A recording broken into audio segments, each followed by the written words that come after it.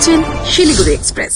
আলিপুরদুয়ারে NRC notice ঘিরে চাঞ্চল্য। কোচবিহারের পর এবার আলিপুরদুয়ার জেলার ফালাকাটা ব্লকে জটেশ্বরে এনআরসি নোটিশ ঘিরে উত্তেজনা।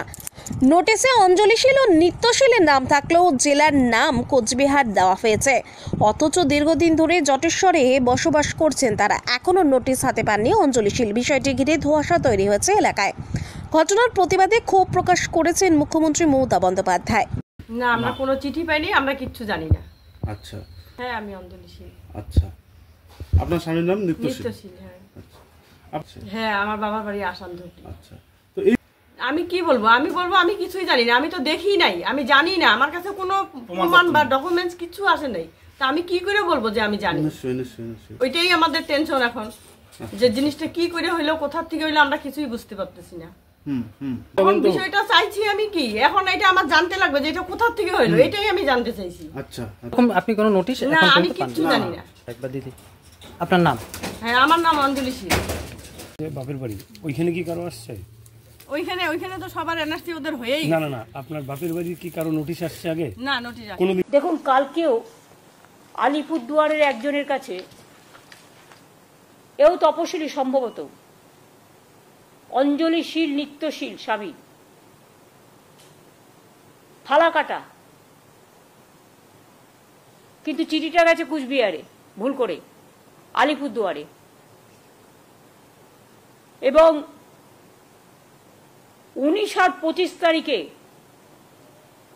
লিখেছেও পুরোটা আসামি ভাষায়, এবং আসাম গভর্নমেন্ট থেকে। এই দেখুন, ফরেনার্স ট্রিব্যুনাল কোকরাঝড়, এখান থেকে চিঠিটা গেছে। বাংলার ব্যাপারে আসাম কি করে হস্তক্ষেপ করে? এটা শুধু আনএথিক্যালি নয়, আনকনস্টিটিউশনাল, ইললিগাল, এবং ওরা কিন্তু সীমারেখা লঙ্ঘন করছেন। আমি ডাবল ইঞ্জিন সরকারকে, বিজেপিকে বলবো, নিজেদের চরকায় তেল দিন। ওখানে তো কালী মন্দিরও ভাঙছেন, দাঙ্গা করছেন, ঘরবাড়ি পুড়িয়ে দিচ্ছেন, মানুষ উচ্ছেদ করছেন, ডিটেনশন ক্যাম্পে সবাইকে রেখে দিয়েছেন, অনেক মানুষের নাম বাতিল করেছেন। এইভাবে যদি মনে করেন আপনারা দেশ চালাবেন, দেশটা কিন্তু বিভক্ত হয়ে যাবে। এবং দেশ যদি একবার বিভক্ত হয়ে যায়, তাহলে দেশের শক্ত কাঠামোটা নষ্ট হয়ে যাবে। এটা আমরা কেউ চাই না। আমরা চাই আমাদের দেশ ঐক্যবদ্ধ, শক্তিশালী থাকুক। এটা যদি কেউ চান, আসামি ল্যাঙ্গুয়েজে লিখেছে, আমি সৌম্যকে দিয়ে দিচ্ছি, সব প্রেসকে একটা করে কপি দিয়ে দেবে। আমি নিজে ভাষাটা পড়লাম, প্রথমে দেখে মনে করবেন ওটা বাংলা ভাষা, তা নয়।